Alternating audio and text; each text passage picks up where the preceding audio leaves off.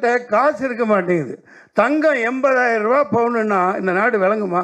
இவனைகளெல்லாம் தூக்கி போட்டு மிதிக்க வேணாமா? தூக்கி போட்டு மிதிக்க வேணாமா?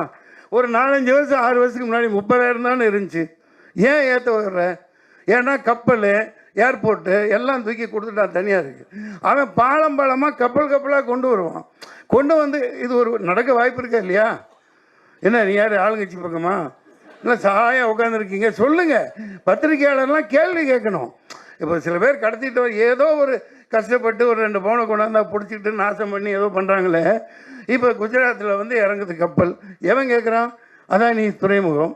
அவன் பாட்டு கப்பலில் 1000 கிலோ 2000 கிலோ 10,000 கிலோ கொண்டு வர்றான். அவனே நிப்பாட்டி வச்சுட்டு பண்ணுறான். ஏதோ ஒரு சூது நடக்குது எல்லா நாடுகளுக்கு நடுவில். இல்லாட்டி இதெல்லாம் குறைக்கிறதுக்காக சினிமாக்காரங்க எடுக்கத்தான் முடியும், சொல்லத்தான் முடியும். ஆனால் மக்கள் இப்போ இது 30,000 ரூபாய்க்கு இருந்தால் தானே இந்த ஏழை பொண்ணுகளுக்கெல்லாம் கல்யாணங்களை எப்படி நடத்த வைப்பாங்க? 80,000